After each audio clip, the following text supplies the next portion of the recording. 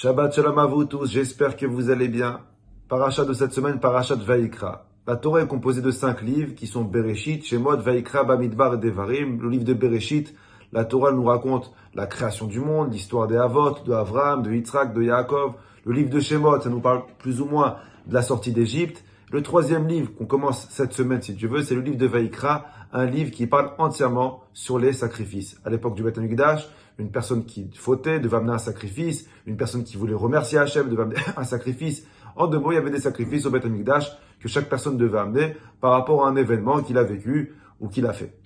Mais vous savez qu'à l'école, quand l'enfant il rentre au CP, la première paracha qu'on lui apprend, c'est Torah Takorbanot, le livre des sacrifices. On prend le livre de Vaïkra et on va commencer à enseigner à cet enfant de 6 ans toutes les lois sur le sacrifice.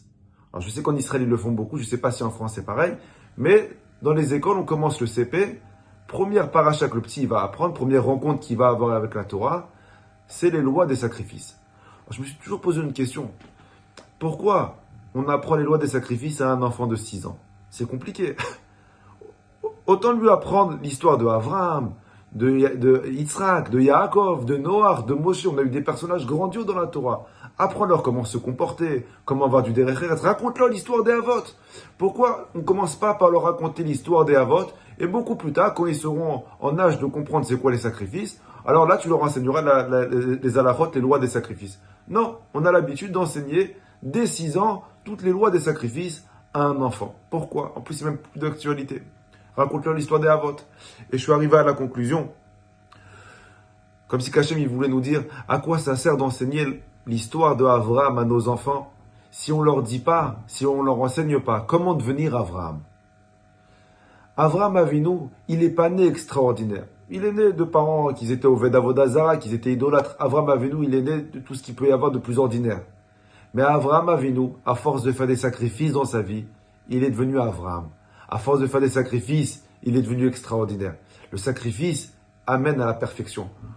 Une personne qui sacrifie son temps pour la prière, une personne qui sacrifie son temps pour l'étude de la Torah, une personne qui sacrifie son temps pour la famille, une personne qui sacrifie son temps pour ses enfants, c'est ça comment on devient Avraham Avinu. C'est pour ça que le premier enseignement qu'on va apprendre à nos enfants, avant de lui apprendre même l'histoire de Avraham, vient la Torah te dire, avant de lui dire qui était Avraham, apprends-lui comment devenir Avraham.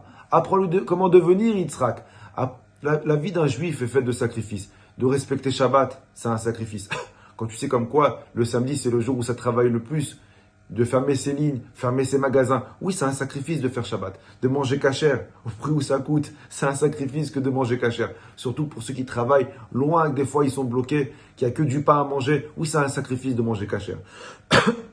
De respecter l'Ida, c'est aussi un sacrifice. De mettre ses enfants dans une école juive, au prix où ça coûte la moitié de ta paye, c'est aussi un sacrifice. La vie d'un juif est faite de sacrifices. C'est pour ça que la première rencontre que nos enfants ils vont avoir avec la Torah, avant même de lui enseigner l'histoire de Avraham, de Moshe Rabbeinu, de David Ameler, viens, on t'apprend comment ils sont devenus Avraham, comment ils sont devenus David, comment ils sont devenus extraordinaires grâce au sacrifice. Mais la Torah elle te dit quelque chose encore de plus beau. Écoutez-moi bien, j'ai presque fini.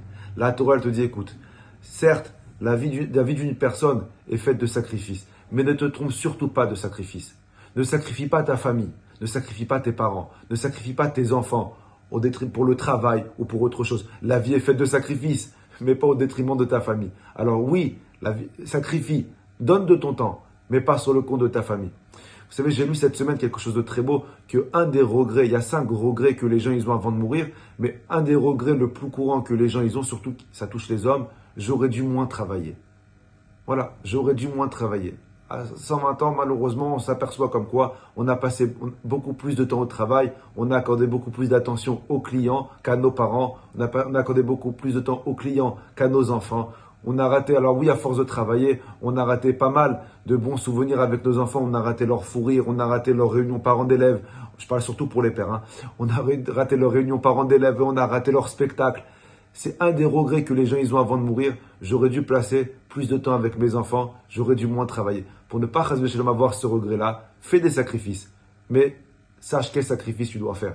Ni ta femme, ni tes parents, ni tes enfants. Bracha v'atzlacha. À la semaine prochaine si Dieu veut.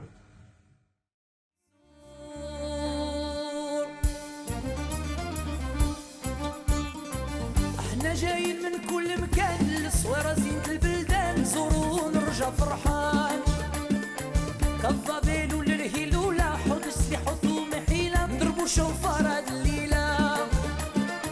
احنا جايين من كل مكان، الصويرة زينة البلدان، نزورو ونرجع فرحان.